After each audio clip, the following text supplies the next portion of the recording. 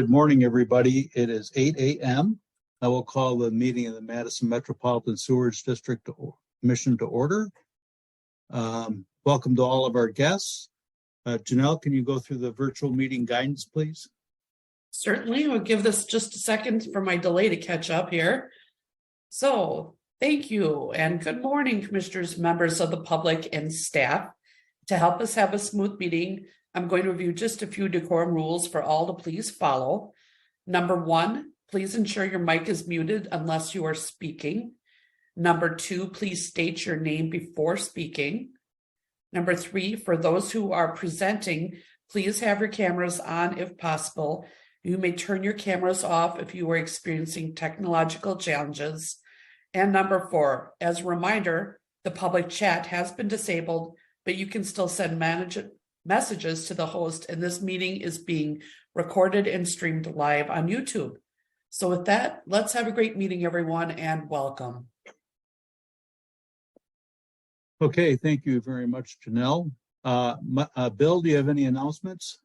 I have some schedule reminders for everybody about the next 2 meetings. The next meeting, July 13th, is a virtual meeting. Make sure everyone knows that. And the meeting after that, July 27th, is an in-person meeting at the district. And I also want to give you a little bit of warning that July 27th meeting is likely to be a long meeting. It's a very packed agenda. So heads up, adjust your calendars accordingly. That's all I have. Thank you, Bill. Then we have a welcome. I think Eric is going to do this for Sage Weisensel. Yep. Good morning, commissioners. I'm Eric Ware, Maintenance and Reliability Manager. I'm here to introduce Sage Weisensel. He's our new HVAC apprentice. Sage joined the district back in April of 2022. He was an LTE summer worker with the facilities maintenance department, doing typical weed whacking, brush removal, cleaning, and that type of stuff. During his time in facilities, he learned a lot about the wastewater treatment process and the purposes of all the various pieces of equipment, which kind of intrigued his interest in staying with the district. In October, he moved to the electrical department as an HVAC assistant, where he was helping maintain our HVAC systems with our journeyman HVAC techs. Since he was doing that for the better part of a year, and we had the apprenticeship open up, and he applied, and as of June 19th, he is our new apprentice. So in his free time, he enjoys being with family, drawing, reading, and woodworking. He's a volunteer at his parish in Little America, where he's learning to drive miniature steam trains. So please welcome Sage Weisensel. Okay, welcome, Sage. Enjoy your tenure with the district. Do we have any appearances by the public? Is anybody from the public here to speak? Okay, I don't see any hands up or anything, so we'll move on. We have the consent calendar where we have approval of the meeting minutes from June 15th, cash statement operating fund. We have 2 expedited boundary agreements in Verona, one for Ardent Glen and one for Avalon Ridge. And then we have review and approval of sanitary sewer extension plans for both those projects. And then we have increased transaction amount for ferric chloride purchase. Anybody have any questions on any of those items before we get a motion? Okay, welcome Marcia and Ezra.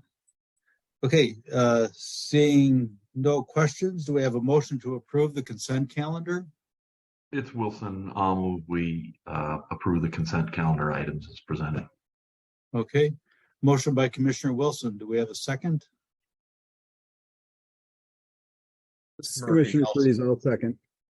Okay, motion by Commissioner Wilson, seconded by Commissioner Greg Freeze to approve the consent calendar. All those in favor say aye. Aye. Aye. Aye. And any opposed? None. Motion carries. Okay, that will take us to topics. The first topic is the project update, reliability-centered maintenance, and the implementation at the district. Matt Schumann is going to lead this off.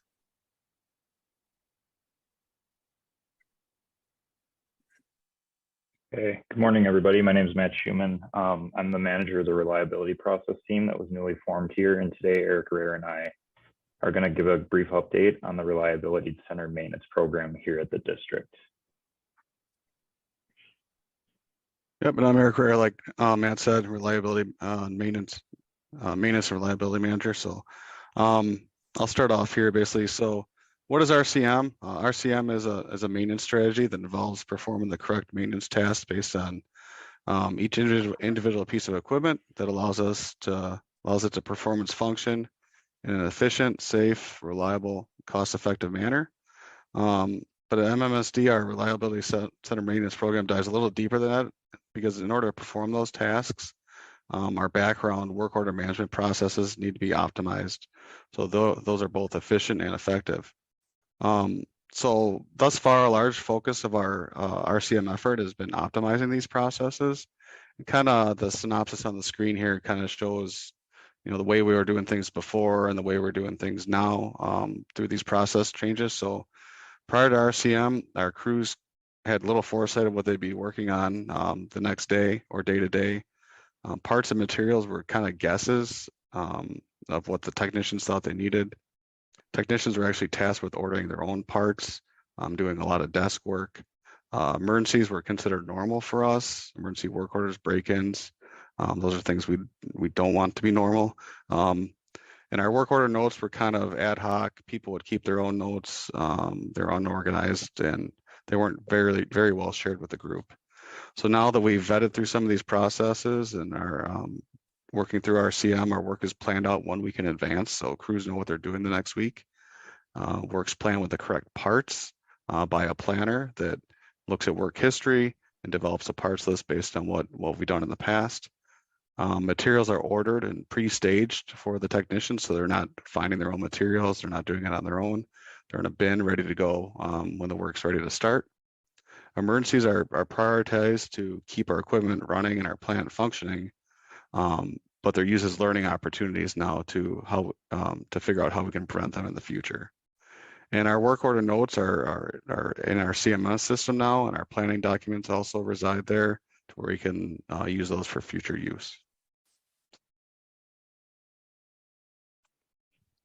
So our RCM program, our strategy and implementation really kicked off in 2019 with the creation of a position actually tasked with replacing some of the maintenance functions of our current CMMS system, which is WHAM. So many aspects of that original business case were really to find a future system that enabled the implementation of RCM principles. But there was one major issue with this scenario. As a district, we really didn't know what RCM was. So at many times, the requirements we were looking for in a system were in direct conflict with what an RCM program or process would establish as best practice or good. So since that time, we've kind of switched the strategy and implementation to implement RCM, build our knowledge of this program, and then gather user requirements through this process, but also improve existing results right now. So since that time, our RCM implementation has been focused in 2 key areas.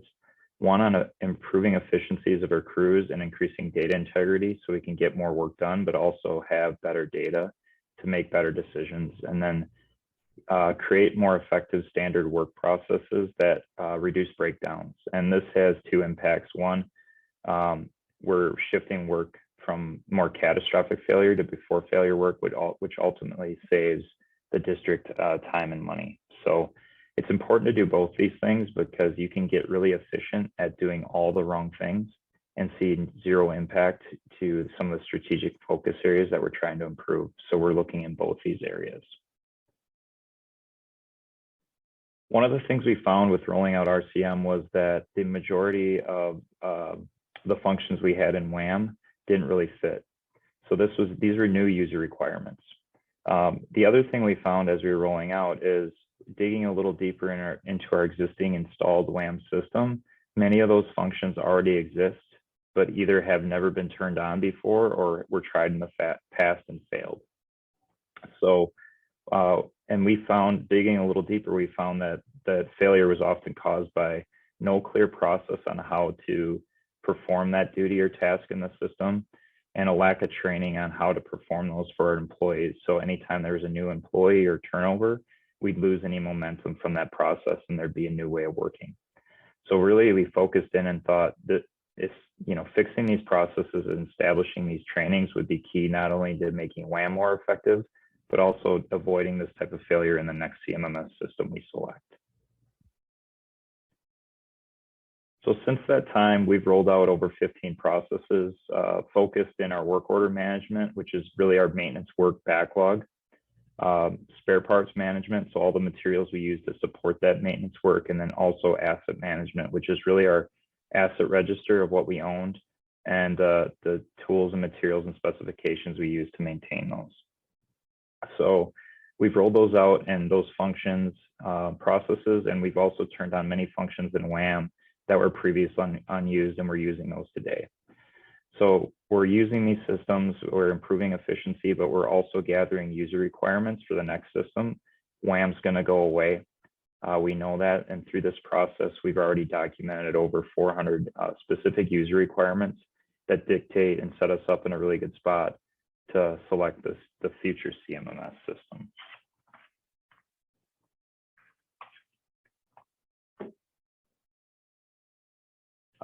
Eric mentioned earlier about the change in our work for our crews, and one area we really focused in recently was improving the efficiency of our technicians. So techs were, like Eric mentioned, techs were spending a lot of time planning their own jobs. So they were looking up parts, they were contacting vendors. This was a lot of desk time that took time away from them in the field.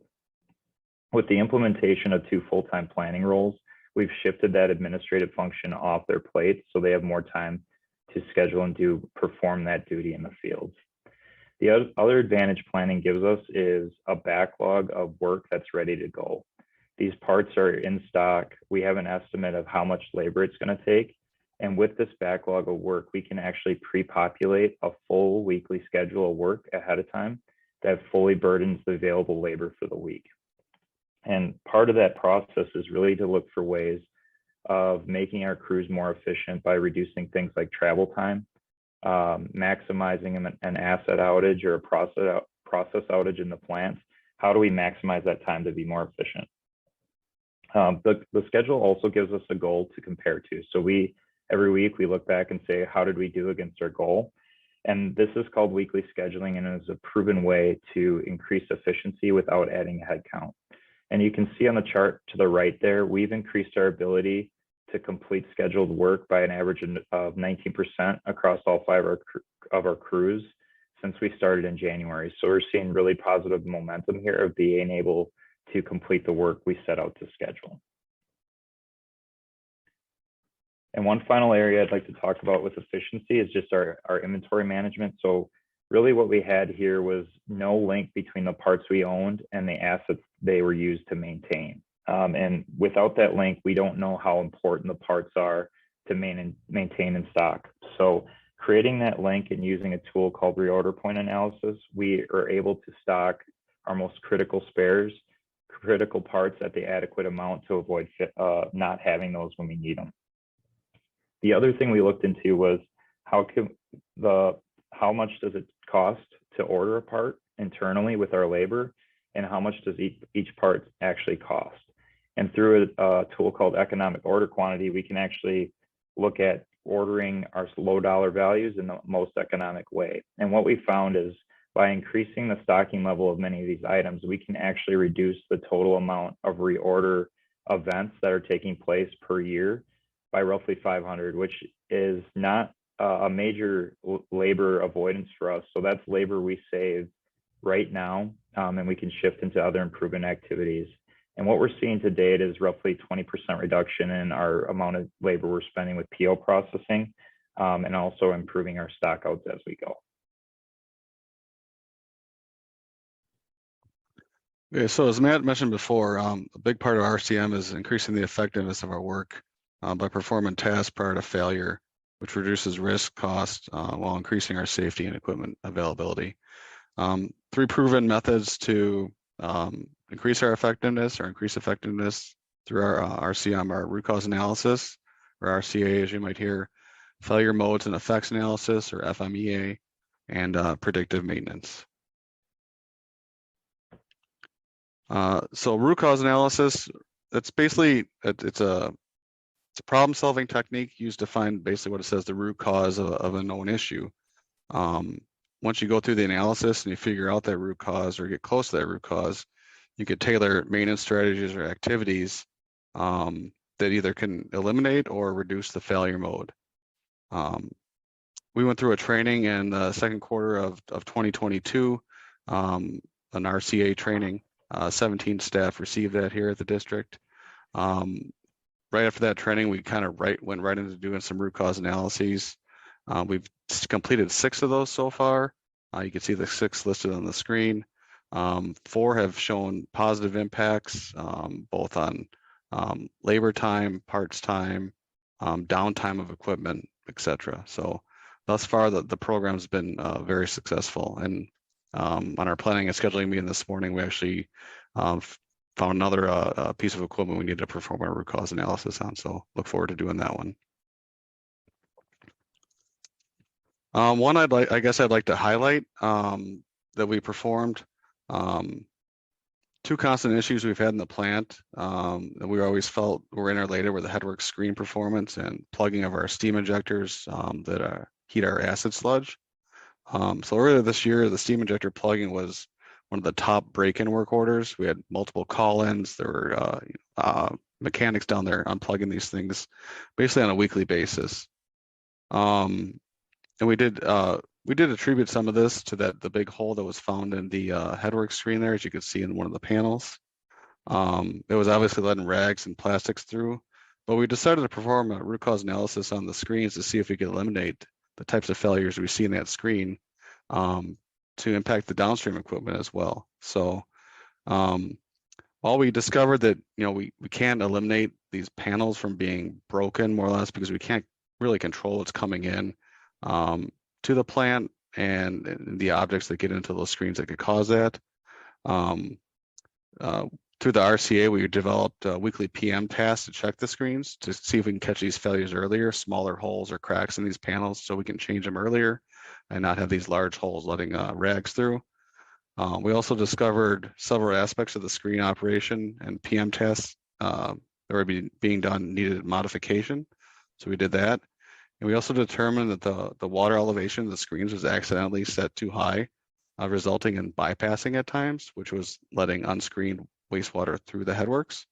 So as a result of the RCA that we performed, the screens are operating more effectively, and steam injector plugging has been nearly eliminated or greatly reduced in the recent months, and it's not even one of our top break-in work orders on our list anymore. So just one good example of what an RCA can do.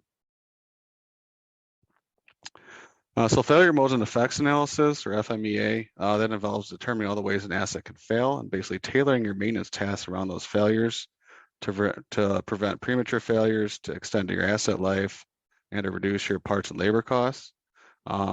This is a slide that Matt's team put together. It's basically a theoretical example of how the district can save money using that FMEA to extend the life of its 96 critical pumps.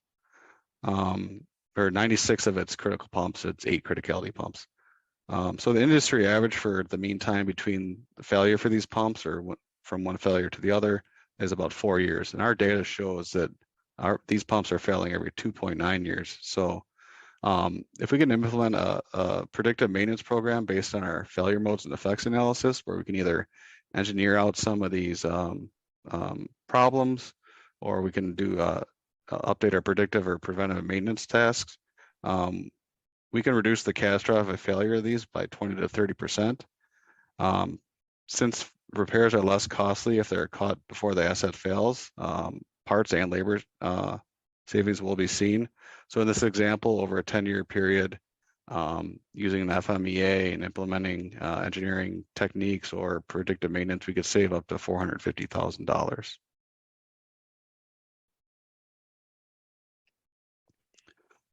And then predictive maintenance, kind of like I mentioned before, it's also referred to as condition-based maintenance that involves performing monitoring and equipment condition equipment condition monitoring during regular operations to reduce the chances of breakdown. So the graphic on the upper left here is your typical failure curve for an asset. On the x-axis, you have your operating hours. On the y-axis is your resistance to failure. And as the more hours are put on the equipment, its resistance to failure it goes down, and you can see the fire at the end there where the equipment eventually fails over time. So the goal with predictive maintenance is to stay in the yellow area of the curve.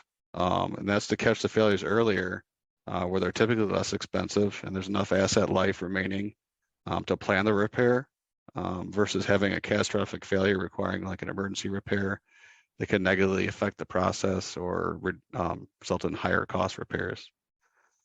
Predictive maintenance utilizes technologies that go beyond the human level of senses to determine asset health.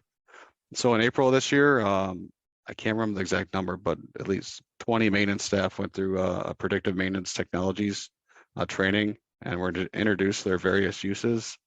These are kind of listed on the side there, but they include like vibration analysis, ultrasonic analysis, thermography or infrared imaging, oil analysis, which is something we do a little bit of here on our larger equipment, motion amplification, and motor current analysis.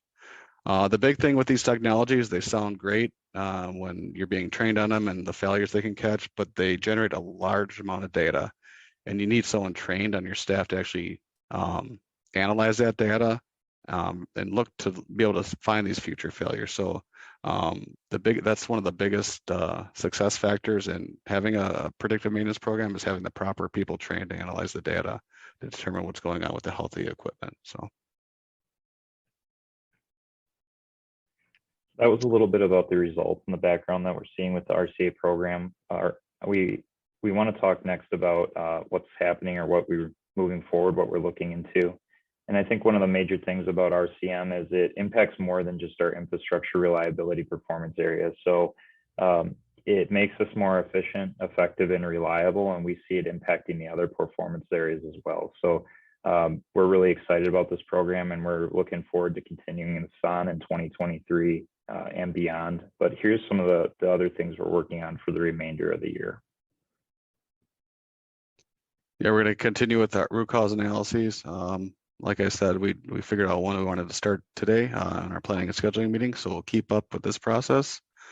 We just started our first failure modes and effects analysis this last month on our some Moino, and those are progressive cavity sludge pumps, and our Borger pumps, which are rotary lobe sludge pumps. These are highly critical pumps in the plant.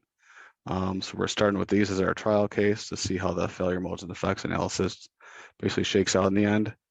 We'll continue process improvements, work order improvements, inventory improvements, everything kind of Matt mentioned earlier in the presentation. Then we'll look to implement some predictive maintenance training and technologies with the proper training. Some things we're looking at are vibration analysis, motor current analysis, and ultrasonic analysis that would actually might fit our equipment well. So that's what we're looking for this year and next year. With that, that's all we had to present this morning. I appreciate your time and thank you.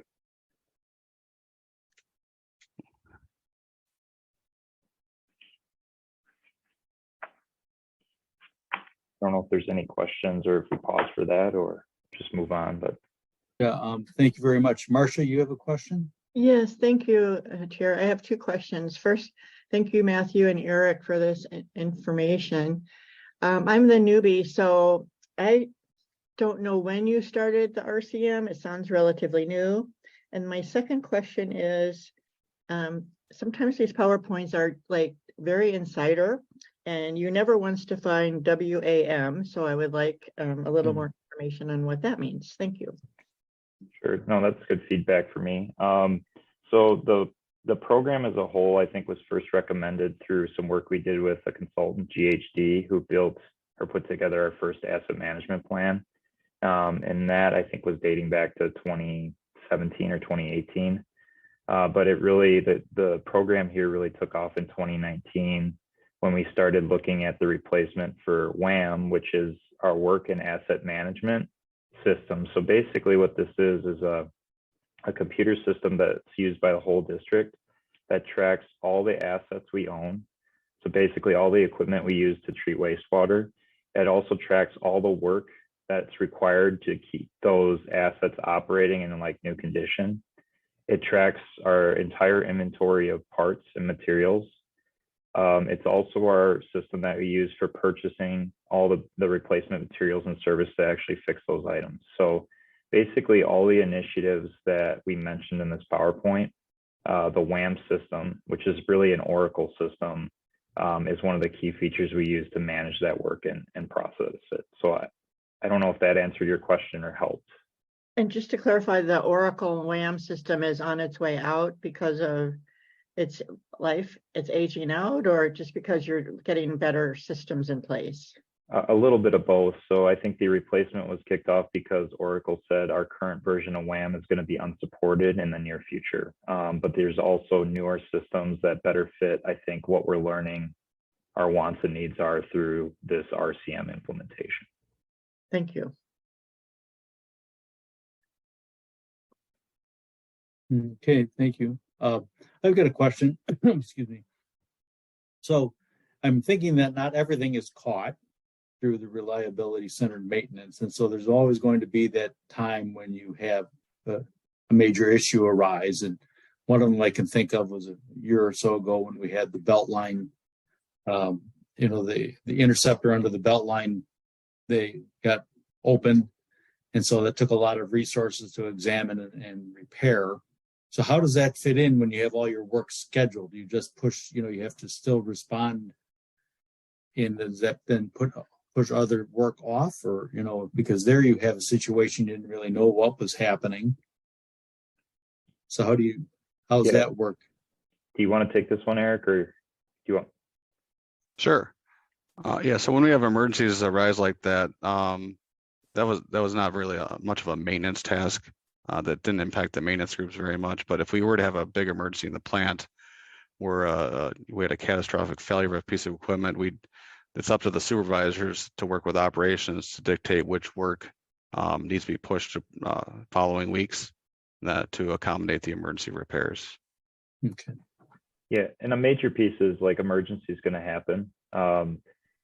If we have to pull crews from scheduled work, we do that. But the point of having the schedule and the after action is really to say, next time, is there anything we could do differently to avoid this being an emergency event, right? Because every time we do things in an unplanned manner, we're less efficient, we're less safe, we're often rushing through that work because we're trying to get back online. Whereas in a planned job, you know the scope of work ahead of time, you have your materials planned, the equipment's often down ahead of time. So we're not anticipating all emergencies stop. Really the goal is to measure the impact these emergencies can have and then really talk about if and when we can mitigate them through different work habits. Okay. Thank you. Anybody else?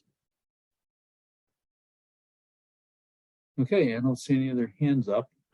So thank you for your time. Yep, thank you.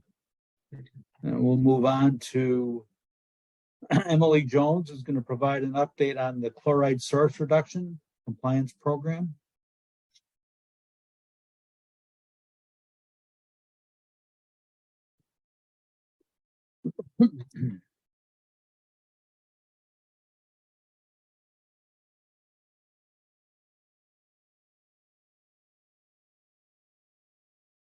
All right. Just trying to get this into presentation mode. Bear with me a second. Good morning, Commission and district staff. Thank you for having me. If you don't know me, my name is Emily Jones. I am a member of the pollution prevention team. And so I work to keep things out of the sewer that cause issues for our infrastructure or for downstream waters, and in many cases, our permit compliance. And one of those focus areas is chloride. Here, I'm just going to reopen this and see if this will go into presenter mode here.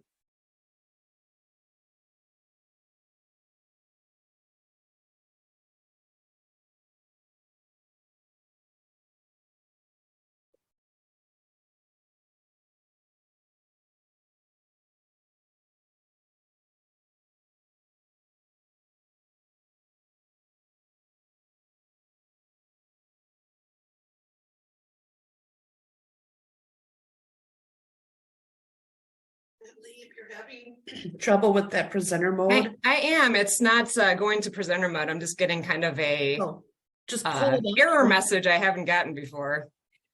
Just pull it up and off of the ribbon on the top, go to slideshow and do from beginning. Yeah.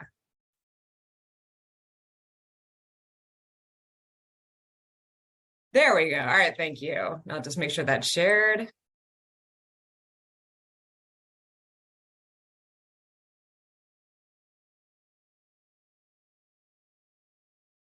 There we go.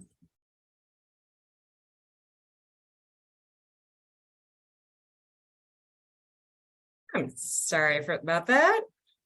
Looks like everything is kind of going on the fritz right now. If you'd like, I can pull it up and navigate for you too. All right, I'm going to give one more shot here.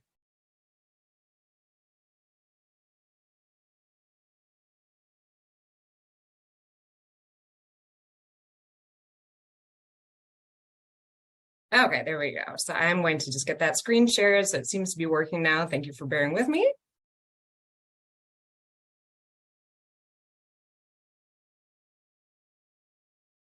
All right, how's that look? You're good, Emily. Thank Yep. you.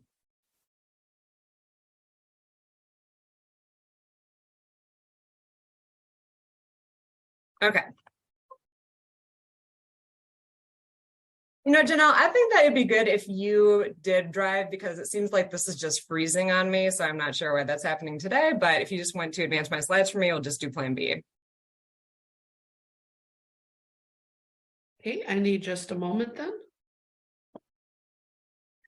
All right, so while Janelle is getting that set up, I was introducing myself. So as I said, the pollution prevention team focuses on keeping things out of the sewer that the treatment plant is not designed to treat. And one of our focuses is chloride. So we have a long-standing, thank you, Janelle. We have a long-standing chloride source reduction program. It's over a decade old at this point. So this may be new to some of you, this may be reviewed to others of you, but I wanted to let you know what our team is doing to reduce this pollutants in the pursuit of protecting downstream waters and complying with our permit limits for chloride. So you can go to the next slide. I just want to check, do you see my full screen view? I see your presenter view. Okay, just a moment then. There we go. Are we good? Yes. All right. So then since I've given that introduction, I can just jump into the slides. So you can go to the next slide. So talking quantity. So the district receives a good deal of salt each day. So just plain old common salt, sodium chloride. To emphasize, the picture on this slide is not salt that we've removed from wastewater because we can't do that. But this is just to give you an idea visually of the scale. So this is about 90 tons of road salt in a road salt shed. We get more salt than that each day. We get on average about 110 tons of salt per day, which translates to about 130,000 pounds of chloride, the chloride component of sodium chloride. Next slide. And because the treatment process does not remove this dissolved salt at all the chloride that we receive is returned to the environment in our receiving waters. So we are discharging to freshwater streams that should be receiving chloride in our effluent. Next slide. And this is an issue. We're concerned about chloride because freshwater species, freshwater habitats are meant for fresh water. They're not adapted to salt water. So when too much chloride gets into the environment, it can start having negative impacts on the species that live in that water.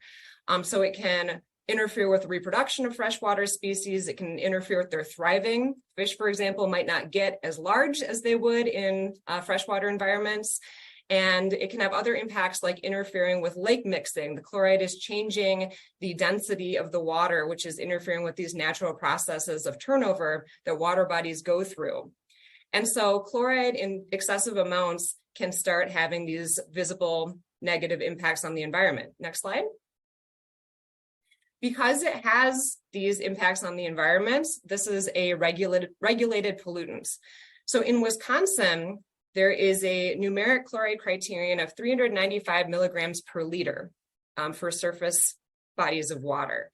And this translates to wastewater treatment plants like this one, because that will eventually be the target for discharge of treatment plants to the environment, we're regulated as a weekly average. So that means that the chloride concentration in our effluent would need to consistently, as a weekly average, be below 395 milligrams per liter or parts per million. Next slide. And we aren't consistently there. So this is a challenging pollutant for us. We see seasonal variation, as you'll see later in a graph, in chloride. And the takeaway is we're not below 395 milligrams per liter as a weekly average every week of the year. We do see higher numbers than that, particularly in the late winter, early spring. And so to consistently comply with chloride, we had a study conducted for us several years ago that looked at our compliance options, what it would take to comply consistently with that limit. And the takeaway for that is that technological treatment of chloride is expensive. So basically installing a version of a desalinization plant here at the district that could raise our rates by anywhere from 55 to 500%, according to the estimates from that study. And not only are there financial impacts of treating for chloride, but there are other negative impacts. For instance, the energy considerations of treating for chloride are pretty substantial. Adding treatment technology to remove chloride would come with more greenhouse gas emissions, these other factors that we need to consider that together made technological treatment for chloride an undesirable option. Next slide, please. So instead, the district has been pursuing this pollution prevention approach. We know that we use as a community more chloride than we need to because we know that there are inefficiencies in how we soften our water and how we apply road salt. So we know that there is a difference in how we're using chloride now and how we could be using chloride. We know that there are proven practices that can reduce chloride. And so we know that pollution prevention can work and that it can be much less expensive than treatment here at the plant. And our hope is that we're avoiding those negative financial and environmental impacts to our community. Next slide. So we've chosen this source reduction as our path to compliance. So our permit was reissued, our current permit reissued in 2020 with a chloride variance. If you're not familiar with a variance, this is a temporary modification to water quality standards for a discharger, which for a limited term allows us to discharge above that numeric criterion, so above that 395. But there are conditions associated with that to show that we are taking efforts to work our way down toward meeting that limit through source reduction.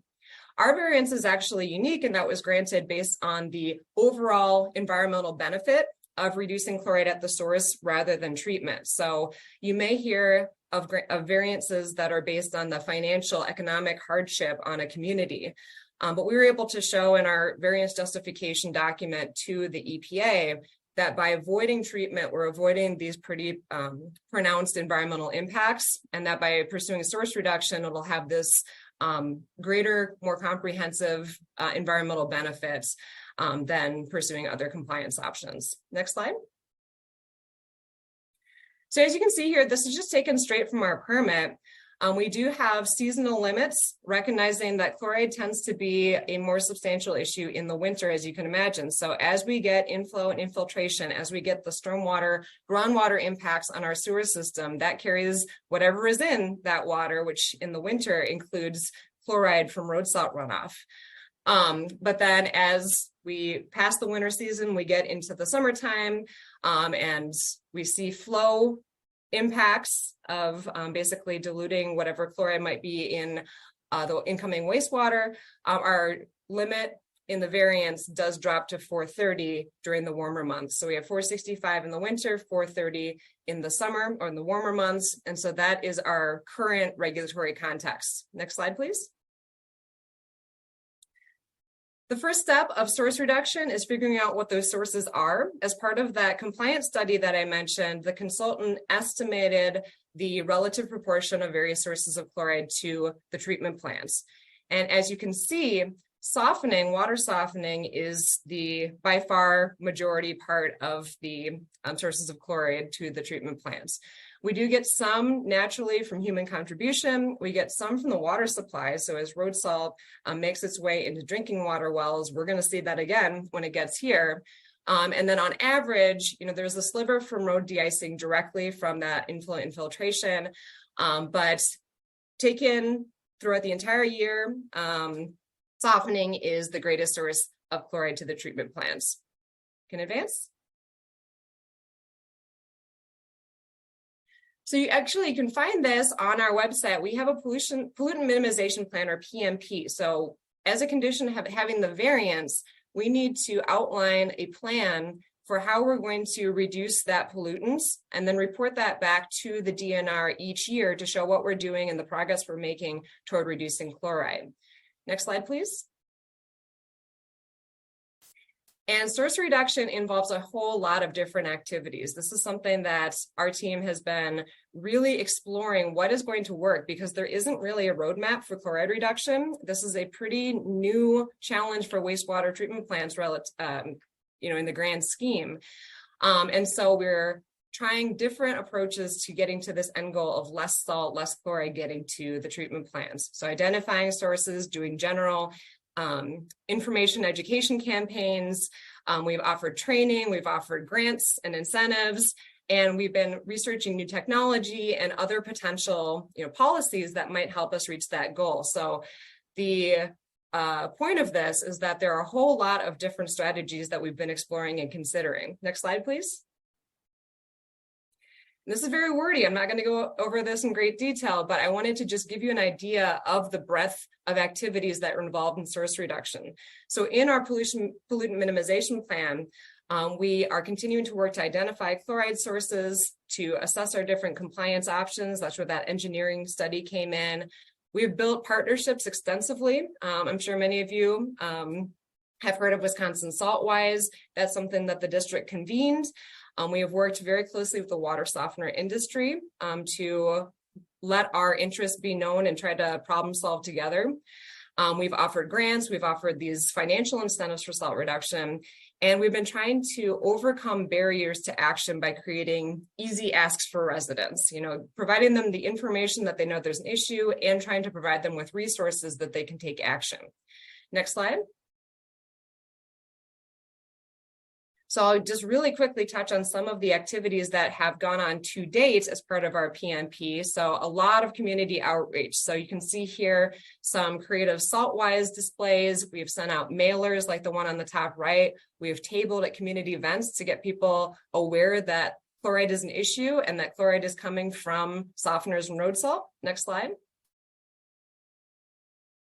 We've developed training. We know that we need to change the status quo. So we've developed and supported training for both water softener salt reduction and road salt reduction, and that we're continuing to refine as we learn more about what information these stakeholders need.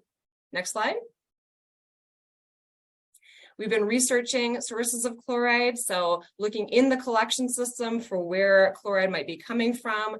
We've also been trying to find ways to more efficiently measure chloride because it's difficult to do in many cases. And so we've tested with basically what measurements and how they're collected will work for assessing chloride levels in the collection system. So eventually we could pinpoint where salt is coming from, where those hotspots are. Next slide. And we've been working to build awareness through the media. So this is just, again, a very brief survey of some things that we've done. On the left, our pollution prevention manager, Kathy Lake, is talking with Building Wisconsin TV, which put out an episode recently about water softener and road salts and why it's an issue, basically highlighting what people are doing to reduce chloride. Social media, we've promoted salt reduction. Marty Griffin in the top right was on a morning show talking about road salt. So we've really been working hard to increase community awareness of chloride as a water quality issue. Next slide. As I mentioned, we convened and really helped Wisconsin Saltwise grow from a group of partners who have interest in reducing road salt. So for instance, local municipal partners, UW-Madison, Public Health, Madison-Dane County. And that has grown into an organization that has a full-time coordinator now. So that the district did a lot of work to get momentum behind this brand for salt reduction. Next slide. And we've been taking so many different actions, trying so many different strategies, but there is still work to do. So this is a graph showing in blue what our weekly chloride averages were throughout 2022. compared to the red line, which is the 5-year average. The broken black lines at the top are our variance limits, those seasonal limits that I mentioned. So the good news is we haven't exceeded those. We are below what our permit obligations are right now. But that dotted red line just below 400 is what that water quality criterion is for Wisconsin. So you can see that we still have several weeks that exceed that, which means there is still work that we need to do to reduce chloride, give ourselves a nice healthy buffer to be able to withstand those road salt impacts, those peaks in road salt without exceeding that criterion. Next slide. One of the challenges of pollution prevention is that we are up against the status quo. We need to work on changing norms. We know that salt is cheap, that it is useful, and so we can't just tell people stop using it overnight. We need to figure out what those barriers are to overcome them. And we know from research and our own experience that education alone is not enough to change behavior when the barrier is not just a lack of awareness. So that is, we can't just, put up a billboard, send out mailers and say, everybody reduce salt. There's a lot more work we need to do to overcome those barriers, starting with understanding what those barriers are. So the key question that we consider for chloride and other pollutants is what will motivate behavior change? And that's something that our team has really been exploring in recent years. Next slide. One of our efforts to identify those barriers, and I spoke to the commission about this a couple years ago now, I think at this point, but as an update on this pilot program, we ran a pilot called Salt Savers, which took place in the southeast corner of our collection system and involved the Pleasant Springs Sanitary District, Town of Dunn, and Village of McFarland. And this ran from late 2019 through last year. The goals of this pilot were to test an incentive program for household softeners, so basically issuing rebates or discounts to motivate people to take action.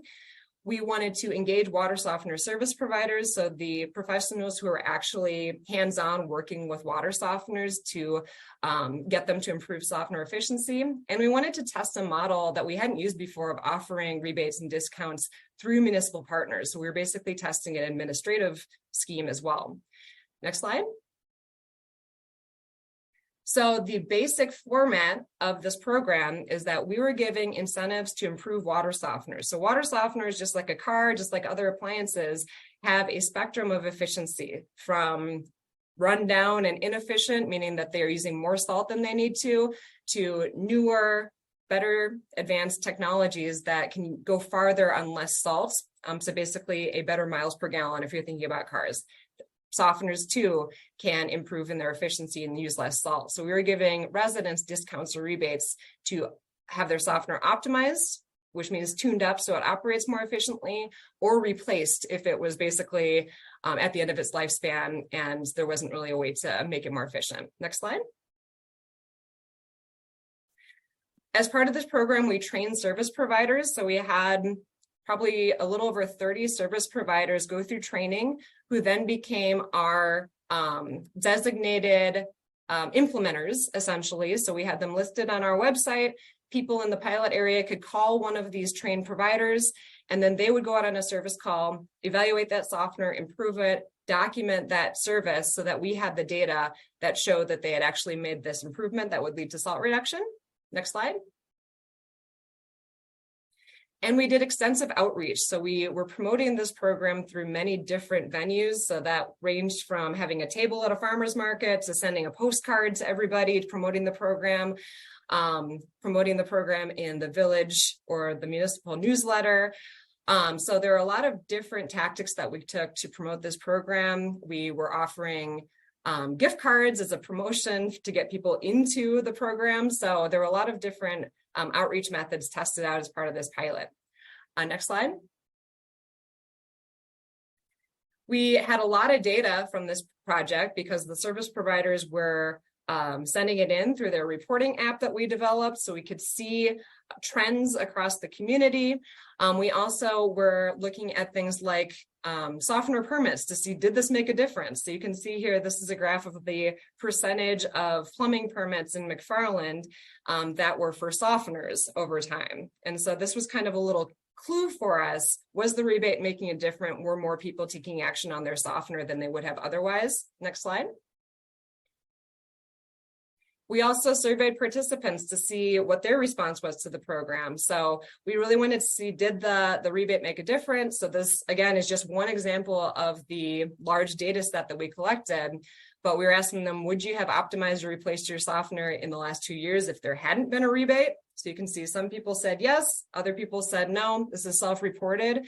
But again, this was trying to get at, does a rebate actually change behavior? Was it having effect on the barriers that I mentioned, overcoming those barriers to lead to salt reduction?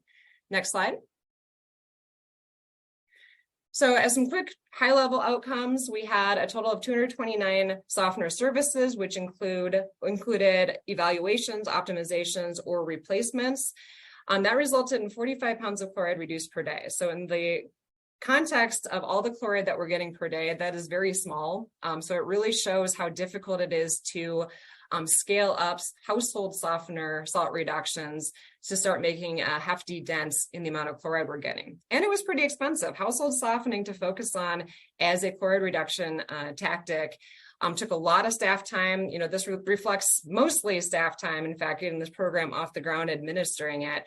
But, you know, that's over $7,000 per pound of chloride reduced per day in this pilot. So it's not the most cost-effective approach that we could be using. Next slide. Our takeaways from this pilot, one thing that surprised us is that we really thought that offering an incentive, we were offering $75 for residents to get their softener optimized. And we thought, okay, that's cheaper, that's less involved than buying a new softener. So we were expecting more people to get their softeners tuned up, optimized, but most of the services were softener replacements, which told us something about what people are receptive to, what residents are willing to do when offered a rebate.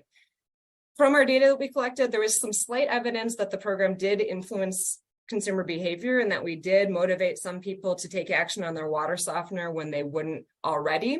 But that's something that we really want to be cautious about when offering a rebate, because if somebody's going to take action already, we don't want to just give them money on top of that. It was high effort. This took a lot of staff time. This was a high priority. And again, resulted in a relatively small chloride reduction. So from all those takeaways, our main one is that rebates can be effective. You know, we got some response. We had people who were satisfied and got a new softener that's using less salt, but they're limited and they can't be our only tool. So, you know, we wouldn't want to scale this out to the collection system without really digging into how is this going to have an impact on our overall chloride. Next slide.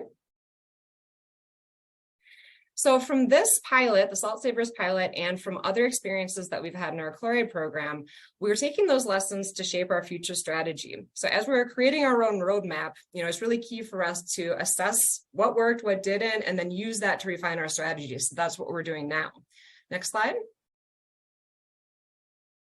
For context for all of your knowledge, you know, we're operating under this 395 milligram per liter numeric criterion as our endpoints or as our target. So that's the regulatory context we're under now. So that's that taller blue bar. But on the horizon, we want to really be prepared for and be able to adapt to any regulatory changes or water use changes that might be relevant to our chloride program. So for instance, the green bar is the drinking water standard of 250 parts per million. And so if there were momentum towards effluent reuse or wanting to use our effluent in more ways, then that would be a consideration for our chloride concentration. The EPA water quality standard is that teal bar, 230. Now that is in effect in some other states, including neighboring states. And so it's not out of the realm of possibility that Wisconsin could adopt more stringent chloride standards, which would then affect our discharge endpoints, which means that we would need to take more, we would really need to substantially decrease chloride even more so than now. And then as context, Lake Wabisa is that lowest bar. So that's the current chloride concentration there. And, you know, chloride factors into things like, you know, future outfalls, you know, where can we discharge, what's going to be allowed based on our water quality. And so there are more considerations than just the current water quality standard for Wisconsin that we want to take into account as the framework for our chloride reduction goals. Next slide. There are two main categories of actions that we can take to less salt reduction, and we've really focused on increasing water softener efficiency thus far, either by replacing old and inefficient softeners or optimizing existing softeners. But something that we've been looking more into is how can we soften less water? Because that can really have a pronounced effect on chloride concentration, in that there's more water but less chloride in it, so that brings the concentration down. Next slide. What we've been doing in the short term has been really focusing on training and engaging these water softening and plumbing professionals. We last year and prior have been working with the local Plumbers Union 75. We're really trying to get water softening efficiency and salt reduction a core component of their curriculum, not just here, but hopefully statewide, so that everyone who's coming up through these specialized trades understands the chloride issue and their role in reducing chloride. So that includes softening efficiency and plumbing solutions that reduce salt use as well. Next slide. One thing that we've been focusing on recently is blending valves. This is a pretty easy, relatively inexpensive add-on to water softeners that can basically control the overall softness of the water coming into a home by diverting some hard water around the softener. So the takeaway of those is that depending on how they're set up, they could reduce salt use by up to 25–30% and increase a home's hardness to a hardness level that's maybe comparable to the natural source water hardness of communities like Milwaukee or Green Bay, using lake water as a source water. And so it might be a good compromise between protecting appliances from hardness buildup, but also allowing for the use of less salt. And so we have been exploring this or having initial pilots or tests of these devices with Culligan Total Water, Dave Jones Plumbing, and Tim O'Brien Homes. And actually a bunch of Tim O'Brien staff people just installed some blending valves just to test out how they work, see what their response is like in their own homes. Next slide. I wanted to illustrate the impact of softening less water by these different hypothetical scenarios. I won't focus too much on the numbers. This is just to show where those calculations came from. But if we're assuming a neighborhood or a street where there are 3 neighboring houses, they have the same source water hardness, they have the same water use per month, and you can see the difference in their softener efficiency and the percent of the water softened in their home. And in that first house, which has a high efficiency softener, 4,500 grains per pound, but they're softening most of the water, they might be using 24 pounds of salt per month, half a bag, not bad. But house 2 has a pretty mediocre efficiency softener. But if they soften less water, if they're softening only 60% of the water in their home, they're using the same amount of salt. So you can get to the same endpoint by either using an efficient softener or softening less water. Then house 3 is kind of the best of the best here, where they have both an efficient softener and are softening less water in their home. And so they're only using 2/3 the amount of salt as their neighbors are. So this shows some different pathways to salt reduction, why it's important to focus on both softening efficiency and figuring out ways to reduce salt use, or overall water soften, that is. Next slide. So to wrap up, from those lessons that we learned, some of our planned activities in the short term are to continue strengthening partnerships with the softener vendors, the softener manufacturers, and the service providers who are working with softeners, so they can really be the advocates and the implementers of these actions that reduce softener salt. We plan to enhance our resources for the public and for service providers that gives them more knowledge and tools to be able to reduce salt use. We also have been evaluating, policy that might support chloride reduction. What's necessary, what's feasible, how would we implement that? Because, our program has been voluntary thus far. We're asking people to take grants, we're asking people to change their behavior, but that's a big ask in many cases. And so we want to know what might help boost those efforts, get people's attention, make them prioritize salt reduction. And it's not just household softeners. We know there are a lot of large commercial softeners out there. We've offered grants for commercial softener salt reduction. I think we've hit many of the early adopters, but the next step is how to reach that middle of the bell curve. So there are a lot of large softeners that might not know or might not be motivated to take action on their softeners. So we'll be digging into motivators that get them to change their salt use. And so with that, next slide, I believe that takes me to the end. So thank you for having me, and thank you, Janelle, for steering the presentation for me. So I can take whatever questions you have at this time. Okay, thank you, Emily. Does anybody have any questions? Marsha? Thanks. I guess it's my day for questions. I guess what really strikes me, this is really a good presentation, is how people don't really, I guess I'll just say it bluntly, like we're killing ourselves by putting salt in the water. And do we tell people that in a way that they'll hear? When I skimmed the postcard you flashed through it, it didn't seem, it's more like, ooh, come on, please do this. But, I think as a person who's now coming to this view that water is life, and we really have an obligation in all the ways that, we can, is just, preserve drinking water quality. I think we really need to step up on the personal health effects of water, not just the abstraction effects. Mm-hmm. So that's one thing. The other thing is being in Alder intermittently, but now back. I know the city of Madison does a great job talking about road salt, but I can't recall, and not saying they don't do it, the same about water softener. So do we work well with our municipal partners to help promote this information? And the third thing is like that one little slide that had, Amy from when she worked at the water utility. How does the water utility as a front end fit into our work? Because I know they give, like, say, toilet rebates. And is there some relationship we have with them on this? Thank you.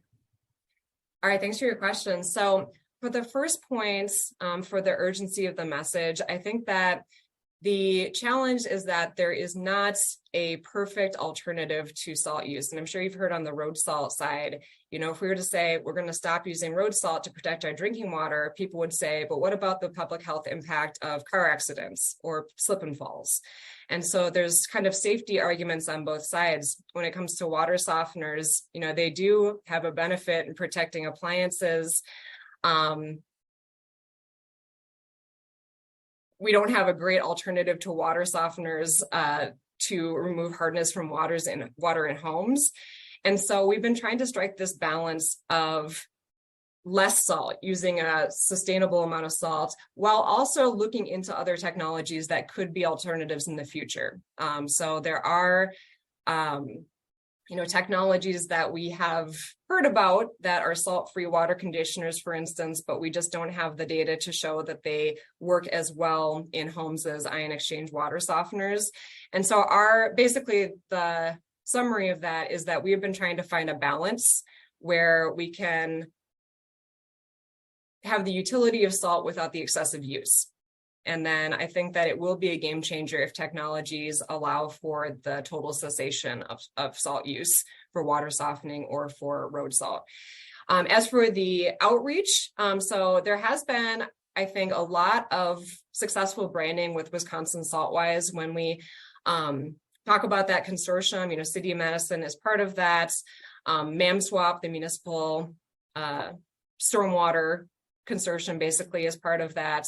And I think that, Saltwise has been a little bit more recognizable in the road salt realm at this point. Water softening is definitely under that umbrella, but for the direct concerns of those partners, a lot of times if you're a water utility, you're concerned about road salt getting into the drinking water wells, or if you're a municipality, your main concern is road salt because that's affecting your stormwater permit. So I do think that the more we can get that softener message out, the better.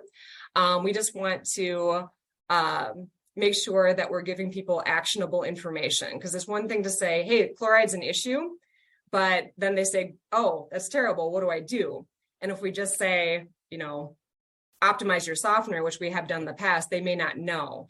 And so we've tried to refine our messages to give them something they can actually do, like take our water softener self-screen and evaluate your softener for ways to improve its efficiency. But I agree that we could definitely get the municipalities and the owner communities to promote that message really heavily too. So, it's really saturating, people are hearing that repeatedly. So take advantage of those partnerships.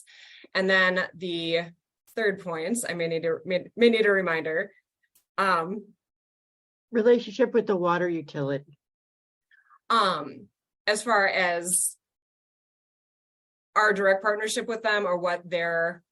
Well, I mean, I'm thinking they ask people, you know, they could tell you if your toilet was dripping. I don't know if they could tell you you used too much salt, Right, but I just right. wonder what they would be able to bring to this effort.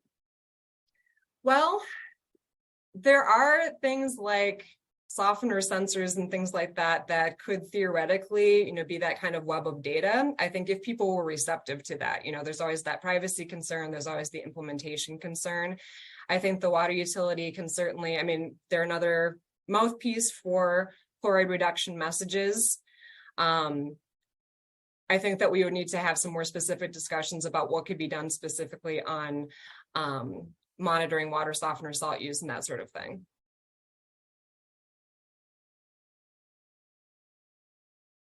Okay, Beth and then Greg. Can you hear me? Yes. Okay, good. I've worked in the past in consumer product industry, and I know that it's really challenging to motivate behavior changes in people. And one of the things that we found that really helps with that would be economic incentives. In other words, rebates on water softeners. And I'm thinking about the toilets replacement system that was in place that really seemed to work to, decrease water usage. And that was a big incentive because people saved money because they didn't use as much water. So can we do something along the lines of economic incentives for consumers, either rebates on water softeners, significant rebates, and then really demonstrating, I know that salt is cheap to put in water softeners, but incentives for people to, really reduce the chloride concentration.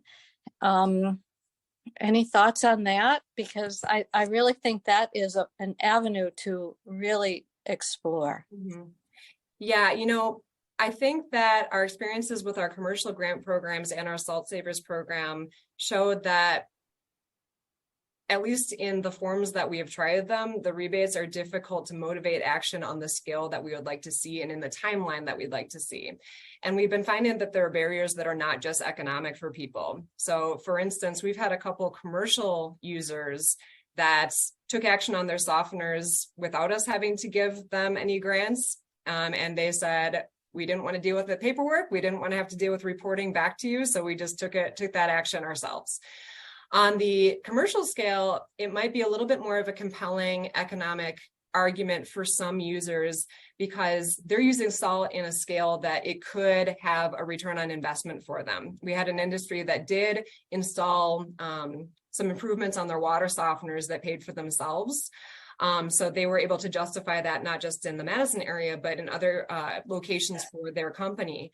On the household side, unfortunately, you really can't buy back the cost of a high efficiency water softener by the salt reductions. And, and with the toilet rebate, you're talking less expensive appliance than a water softener. So I think that was $100, right, for a WaterSense toilet. Water softeners can run anywhere from $700-800 to $1,500, $1,600. In the Salt Savers program, we were giving a $200 rebate because we also want to be cognizant that at a certain point, if we're paying hundreds and hundreds of dollars per water softener replacement in households, there are tens of thousands of household water softeners. And so it may not make economic sense for the district to be replacing those. And water softeners have a lifespan. So we say, in 10, 15 years, do we just pay them again to replace their softeners when they reach the end of their lifespan? So I think that rebates may still play a role. An economic motivator may still play a role for some people, but not everybody. And so our challenge has been trying to find the barriers that are not economic, whether it is paperwork or just prioritizing something, this home improvement, having to schedule service call to their house, that may be a barrier for some people with their busy lives. So I think that we don't want to put all of our eggs in one basket as far as financial incentives, even though we'll maintain that as a tool. Okay, thanks.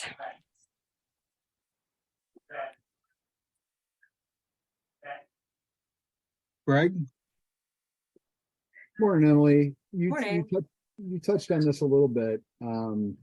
You see a fair amount of, and I'm going to use a pejorative term here, snake oil advertisements for salt-free, put this magic magnetic thing on your pipes and it will, resolve all your softness issues and that kind of thing.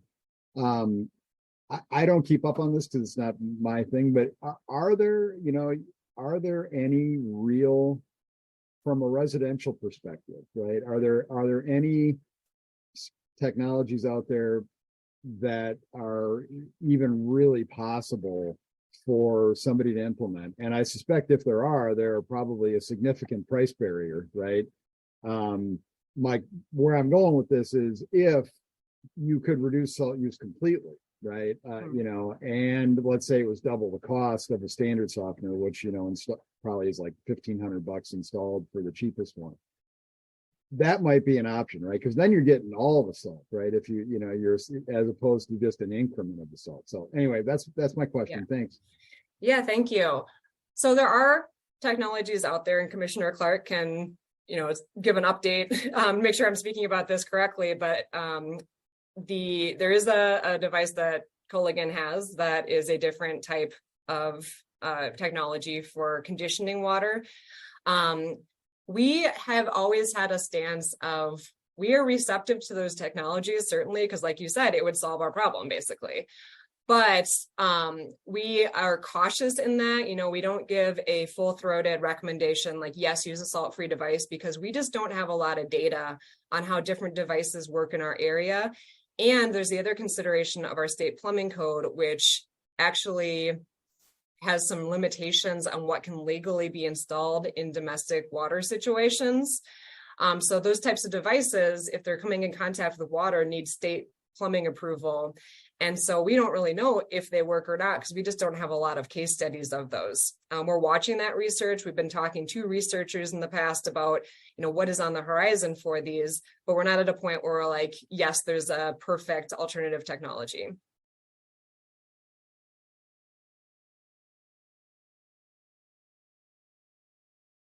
Okay, thanks. I have 3 questions, Emily, unless Ken, did you have any response to those saltless water softeners? Well, to Greg's question, we'd like to find one ourselves for sure. There's different technologies out there, but none of them even come close to the effectiveness of an ion exchange water softener.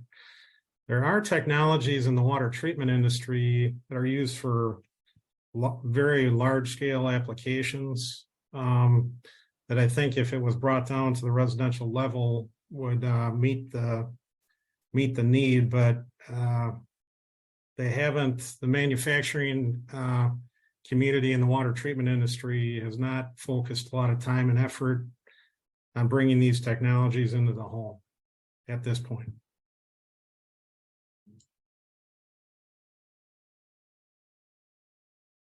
Ezra, you've got a question? Thank you, Ken. Yeah, thanks, Tom. Just before you go, because it sort of piggybacks on what Ken just said and what Emily was just addressing. I suppose in the interest of sort of making sure it's a well-rounded conversation, I know what occurs to me is the question, sort of wondering, what about full-scale water utility softening as opposed to doing it in a distributed way at every single home with a piece of equipment that people aren't necessarily well equipped to do reliability-centered maintenance on, right? Because we're not experts in that. And but does the water utility, are you aware, Emily, has the water utility looked into the possibility of softening at that sort of fundamental utility scale so that we all could get rid of these goofy contraptions? Sorry, Ken, you probably don't like this idea, but could we get rid of them in each house and do it, at this much bigger scale? I just wonder about that. I mean, you're thinking about this like in an engineering and in sort of a big picture way. Yep, that has been considered. So as part of the chloride compliance study I mentioned, so that's on our chloride page of our website. If you have any interest in delving into all the different compliance options that were considered, there's a lot of detail in there. So source wellhead softening was considered. So that is an option. Other communities have done that. The challenge of that for our area is that we have decentralized source water. And so we would basically need to select a few wells to soften at rather than all of them. So there'd be a patchwork of water quality. And there was concern about both the municipal administration of getting that type of technology off the ground, but also the social impacts of that. So how do people respond to, all right, you're getting lime softened water, you're getting source water or source softened water, no matter what you want. And then people in another area may be like, well, you're still getting hard water. And then in the area that's getting softened water at the wellhead, then we need to get those water softeners out of those buildings. So in a high level, the main issue with source water softening was that it has this social complexity, potential negative social impacts that would make implementation challenging. So that's why that is not being considered at this time. But that is still a technological option that's out there, so I wouldn't fully discount it. Okay, I had three questions, and one of them kind of involves takes that to it. But when this whole project first started, and I don't remember what year it was 18 or so, the district handed out test strips for people to test their water. Yes. Because your hard water is typically, you should be, for example, at your outside spigots and in some of your kitchen cold water faucet typically is hard water. You see that when you boil your water, you get all the calcium. So obviously, if you went to a centralized one, you're probably softening more water than what people are softening today. And I remember the situation they mentioned where there was a school that was improperly plumbed, and they were going through a lot of soft water softening, and they found out that their irrigation system for their athletic fields was being softened.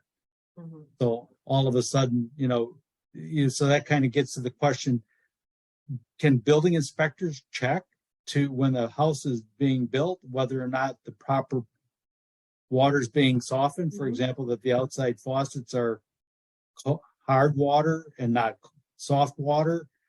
So that's kind of one question. A second question is, for several years now, I've been keeping track of how often I fill my water softener, and so how much is put in and the date I put it in. So it's typically about once a year I put salt in. But is there any evidence out there that people, for like a family of 2, a family of 4, a family of 6, how much salt they should be using in their softener, so that people know, well, look, you're supposed to be using 120 pounds a year, but I'm using 240 pounds. So maybe I should get my softener checked. I don't know if there's information like that that could be put out. And then thirdly, you mentioned that that EPA level of, I think it was 230 milligrams per liter in some nearby states. So, and we have currently the 395 level.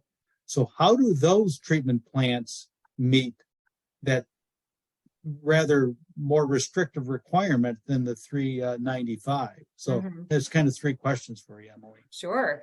So for the first question about hardness checks, that really gets to some of the resources that we've been putting together for the public and for these, I say, water quality professionals, water service professionals. That could include building inspectors, home inspectors. In fact, we've had a few building inspectors go through the training that we developed on softening efficiency. In the reporting form, so we developed a survey form for service providers to fill out on their visits in this pilot program that asked them what water is softened in this home, because we really wanted to drive home, make it standard practice in any service call that you're making, that you are checking to see if anything is improperly plumbed, or if there's any opportunities to remove things from the softener to reduce salt use. We also have that information for residents. So in our softener self-screen, we're asking what water in your home is softened. A lot of times people don't know. That's why we were giving out those hardness test strips, as well as showing people how they can test water hardness throughout their home with soap, for instance, seeing what water sources lather and which ones don't. And so we have been trying to incorporate into service provider resources and resources for the public. Here's how to test your water hardness. If you find anything that's improperly plumbed to the softener, so for instance, if somebody bought a house where the hose bib had been plumbed to the softener, we recommend to them specifically get a plumber and get that disconnected from the hose bib. So that is still part of our messaging. In fact, that's something that the DNR requires wastewater treatment plants to do, is to put out messaging about getting hose bibs off water softeners. So I think that there is an opportunity to get more professionals into our training program or aware of that as a best practice. So I think whenever there is a possibility of getting building inspectors, home inspectors, people who can make recommendations to the homeowners or home buyers, hey, just so you know, you should get a plumber in here. I think that that is part of what we hope to do with our training, getting that information to the widest pool of people possible. As to the question about how much salt people should be using, this is very general. It depends on their water use. We have used the rule of thumb of you should not be using more than a bag of salt per month. I would say that's pretty generous for a lot of homes, especially if you're a 2 or 3 person household. If you have an efficient softener, you're most likely using a lot less salt than that. But people's softeners may be malfunctioning, regenerating more often than they should, going through a whole lot of salt. And we have heard anecdotally that some people will be putting like a bag of salt per week in their softener. And that's a red flag that they really need to be contacting a provider to get that fixed. For the third, and that is part of our messaging. So we've included that in presentations, in printed outreach materials. It's possible we might ratchet that down a little bit, that rule of thumb, if we're finding that with softening efficiency, people are using less salt, and maybe even lower number could be the threshold. As for the EPA standard, how do those treatment plants comply? They're figuring that out. There's a lot of treatment plants that are under variances right now. I think there's like 60 or 70 in Wisconsin, but then when you go over to Minnesota, they are also experiencing the same challenges that we are. They're developing chloride reduction guidances. They've done a lot of work on road salt reduction. But some wastewater treatment plants are choosing technological solutions. So those that are in smaller communities with maybe one centralized drinking water source have moved to source water softening.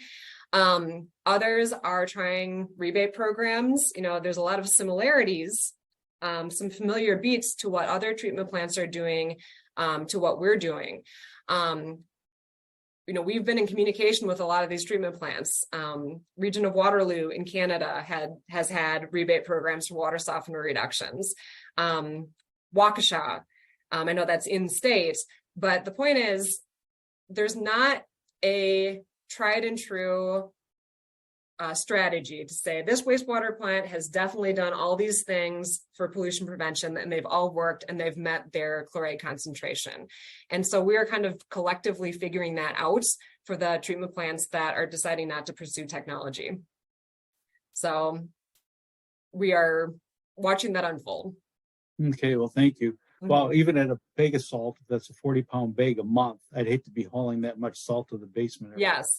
And that is one of the barriers we talked about. We talked to one of the grant recipients for our large scale grants, and they're like, the money is fine. I applied for this grant because I wanted to improve our softeners. And the biggest benefit to that facility was that their facilities crew was not dumping heavy salt into the brine tanks as often, which can be, a potential source of injury. People might hurt their back, have workman's comp issues. And so they're more excited about the labor savings than the cost savings.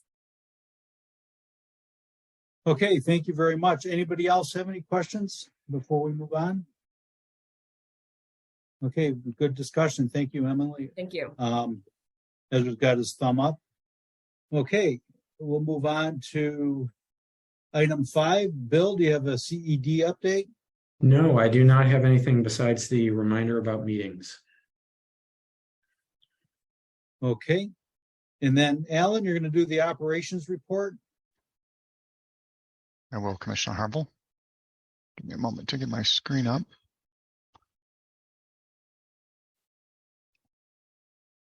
I presume you can see and hear me okay?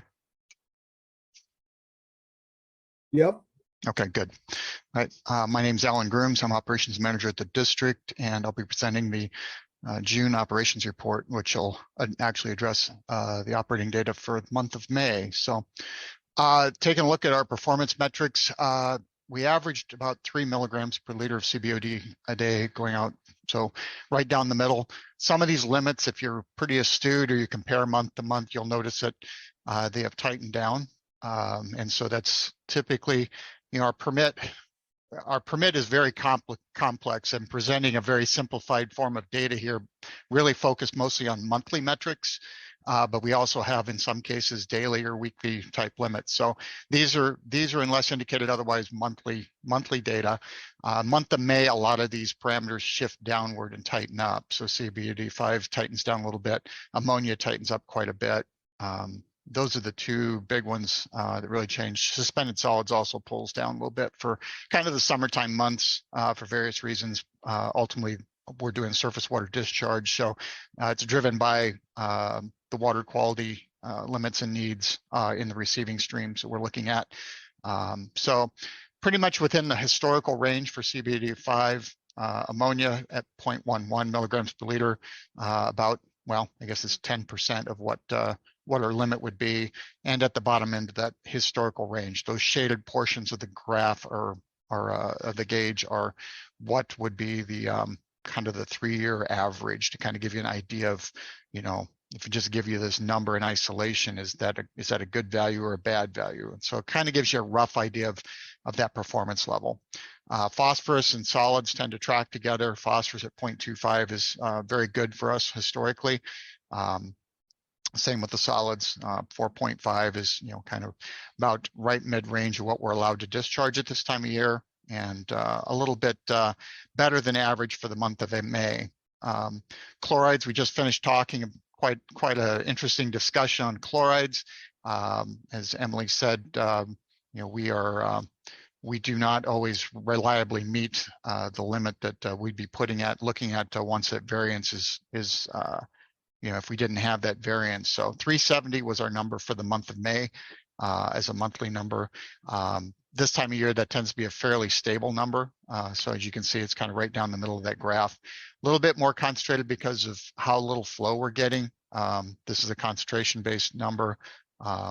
If we were looking at mass, you know, the mass might show a little bit more of improvement on that. So if we were getting a higher level of flow, we might be doing better than the 370. You know, it is what it is. And then the fecal numbers, 52 out of 100. 52, the MPN is the most probable number of colonies per 100 milliliters of effluent. So our standard is 400 on fecal coliform. So we're well below those numbers that are allowed. At some point down the road, that is going to change to a E. coli. And so those top end numbers will change, and some of that'll come in down at some point in the future. We did when we did the upgrade on the ultraviolet disinfection system, we did know that would be an eventuality, and that system is set up to should make that change without much of a hitch, just a few programming changes. So do you have any questions on the performance metrics? This is actually the only slide I have for you today. Okay, I don't see any hands up. Okay. Okay, Thank you very much. Thank you, Alan. Vanessa, you're going to go through the regulatory and legal. Yes, good morning. I want to do a quick update on the legal report that Paul would have presented at the last commission meeting. Just to note that we are continuing to follow the PFAS legislation, SB and AB 312, that I imagine Paul mentioned at the last meeting. There was a substitute amendment introduced a week or two ago for that PFAS bill that just changes some of the language. It makes a couple of changes. Most pertinent is that it changes the language about how municipal grants would be allocated. Instead of doing equal shares to utilities, it would base grants on how much testing and sampling different utilities need to do. There's only the floor session is the only remaining floor session is this week, and we've not seen that substitute amendment be scheduled for a vote. So we think it's likely that that will be put back on the calendar in September. So we may see a little bit of a delay on moving that forward, but I did want to just note that substitute amendment. And then as far as just a general overview of the work we've been doing recently for the district, we have, of course, continued our environmental and regulatory work. So did a fair amount of work, as you're aware, in May on Badger Mill Creek issues. We also worked on a number of easement and contract issues and some employment policy questions for the district as well. I'm happy to take any questions that anyone has. Okay, thank you, Vanessa. Anybody have any questions? Okay, no, I do not see any hands up, so thank you, Vanessa. Thank you very much. And that will take us to